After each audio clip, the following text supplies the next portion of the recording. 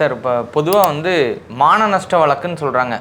எதுக்கெல்லாம் மான நஷ்ட வழக்கு பொதுவாக போட முடியும் சார்? பொதுவாக மான நஷ்ட வழக்கு அப்படின்றது டிஃபமேஷன் சூட்டு இல்லை டிஃபமேஷன் கேஸ், டிஃபமேஷன் கம்ப்ளைண்ட் அப்படின்னு நம்ம சொல்லுவோம். இப்போ ஒரு தனிநபர் இருக்காங்க, அவங்களுடைய நற்பெயருக்கு உண்டான களங்கம், நற்பெயரை வந்து கெடுக்கிற மாதிரி உண்டான ஒரு களங்கத்தை யாராவது ஏற்படுத்தும் வண்ணம் வேணும்னே அவங்கள பற்றி தவறான செய்தி அவதூறை பரப்புனா அவங்க பேரில் மான நஷ்ட வழக்கு தொடுக்க முடியும்.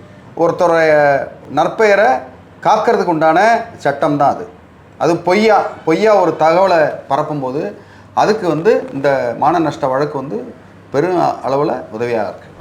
சார் இப்போ வந்து மான நஷ்ட வழக்கு அப்படிங்கிறது எதென்ன வகைப்படுத்த முடியுங்களா? வகைகளில் வழக்குகள் அப்படின்னு நம்ம சொல்ல முடியுங்களா?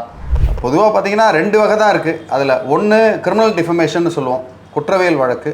இன்னொன்று சிவில் டிஃபமேஷன் சொல்லுவோம், சிவில் வழக்கு. இந்த குற்றவியல் வழக்கு வந்து ரொம்ப சிம்பிள். நம்ம பழைய ஐபிசி படி பார்த்திங்கன்னா செக்ஷன் 499 500 இருந்தது. இப்போ வந்து பிஎன்எஸ் 356 அது மாறி ரெண்டு செக்ஷன் ஒன்றாகி அது வந்து அதன் மூலயமா நீங்கள் வந்து தீர்வு காண முடியும்.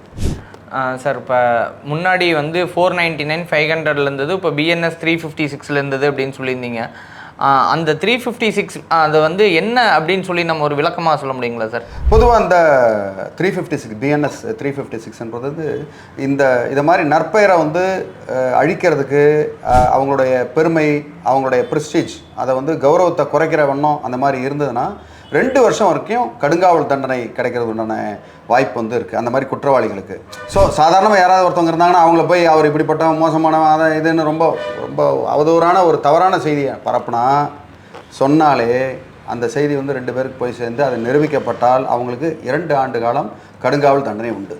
சார் இப்போ நிரூபிக்கப்பட்டால் அப்படின்னு சொல்கிறீங்களா சார்?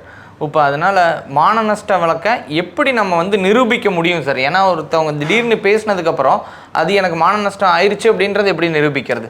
மான நஷ்ட வழக்கை பொறுத்த வரைக்கும் கரெக்டான எவிடன்ஸ் கொடுக்கணும். ஒன்று டாக்குமெண்ட்ரி எவிடன்ஸ், எழுத்துப்பூர்வமாக இங்கே எழுதியிருக்கணும் ஒன்று. அப்படி இல்லைனா அவங்க வீடியோ மாதிரி ஏதாவது பேசி பல இடங்களில் வந்து சொல்லியிருக்கணும். இல்லை இது வந்து 2 ஆதாரம் இல்லைன்னா அவர் குற்றம் செய்யும் போது அந்த ஆதாரத்தை கரெக்டாக திரட்டணும், அதுக்குண்டான சாட்சிகள் இருக்கணும். இருந்தால் கண்டிப்பாக அதை நிரூபிக்க முடியும். சார் இப்போ நிரூபிச்சிட்டாங்கன்னு வச்சுக்கலாம் சார், மான நஷ்டத்துக்கு எந்த அளவுக்கான நஷ்ட ஈடு வந்து நம்ம கிளைம் பண்ண முடியும் சார்?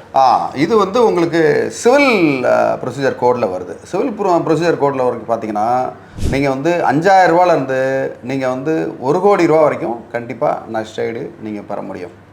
ஓகே, நீங்கள் ஒரு நிறுவனம் நடத்துகிறீங்க, இல்லை ஒரு தனிநபர் ஒரு வியாபாரம் பண்ணுறீங்க, இந்த மாதிரி நேரங்களில் உங்கள் வியாபாரம் பெரும் அளவில் பாதிக்கப்படலாம். அந்த அவதூறை பரப்பும்போது வியாபாரம் வந்து பெரும் அளவில் பாதிக்கப்பட்டால் கண்டிப்பாக இந்த நஷ்ட ஈடை அவங்க ஈடுகட்டி ஆகணும். இந்த மாதிரி அவங்களுடைய தவறுனால தானே இந்த மாதிரி மான நஷ்டம் ஆச்சு, இந்த மாதிரி பிரச்சனை ஆச்சு.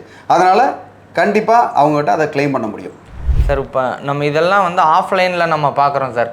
இப்போ கருத்துரிமை காரணமாக வந்து இப்போ சமூக வலைதளங்கள் பெருகுனதுனால சமூக வலைதளங்களில் இப்போ வந்து நிறைய பேர் கண்டபடி அவதூறாக பேசுகிறது, அவதூறாக திட்டுறது, இந்த மாதிரிலாம் பண்ணுறாங்க.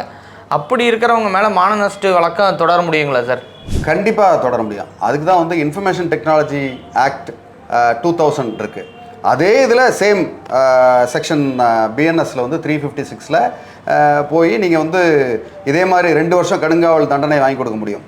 ஸோ இவங்க எங்கேயாவது ஒரு இடத்துல உலகத்தில் ஏதாவது ஒரு பகுதியில் உட்காந்துக்கிட்டு, அமெரிக்காலேயோ இல்லை ஏதாவது ஒரு பகுதியில் உட்காந்துக்கிட்டு இந்த ஒரு நிறுவனத்தை பற்றியோ இல்லை ஒரு தனிநபரை பற்றியோ தவறாக பேசும் பட்சத்தில் இந்த சைபர் கம்ப்ளைண்ட்டை கொடுத்து அதே குற்றத்திற்கு நீங்கள் 356 2 வருஷம் கடுங்காவல் தண்டனை வாங்கி கொடுக்க முடியும். அதுவும் வந்து ஒரு சீரியஸான அஃபென்ஸ் தான். இந்த நஷ்டங்கள் என்னென்ன கிடைக்கும் அப்படிங்கிறது எல்லாமே பார்த்துட்டோம். இப்போ இந்த மான நஷ்ட வழக்குன்னு சொல்லிட்டு குறிப்பாக ஏதாவது இந்த அளவுக்கான தண்டனை அப்படிங்கிறது என்ன பெற்றுத்தர முடியும் சார்? அதாவது நீங்கள் சேம் இன்ஃபர்மேஷன் டெக்னாலஜி ஆக்டில் சொல்லியாச்சு. அது மாதிரி இந்த பிஎன்எஸில் 356 அதோட கவர் ஆகுது. 2 வருஷ கடுங்காவல் தண்டனைன்றது வந்து ஒரு சீரியஸான தண்டனை தான். இது வந்து நிறைய பேருக்கு தெரியறதில்ல. நான் போகிற போக்கில் தான் நானாக சொன்னேன், அதில் ஒருத்தவங்க சொன்னாங்க, நானும் சொன்னேன், அவங்க தவறு பண்ணாங்க அப்படின்லாம் வந்து இருக்கும். ஒருத்தவங்க வந்து சாதாரணமாக வெளியில் எங்கேயோ ஒன்று பேசியிருக்காங்க, அதை எடுத்து வீடியோவில் போட்டால் இவர் வந்து அவர் சொன்னது தான் நான் சொன்னேன் அப்படின்னு அந்த இடத்துல சொல்லிட முடியாது. ஏன்னா யாருனால் நஷ்டம் ஏற்படுது, இவரால் தான் நஷ்டம் ஏற்படுது அப்படின்றதும் நிரூபிக்கப்பட்டால் கண்டிப்பாக அதுக்குண்டான தண்டனை உண்டு.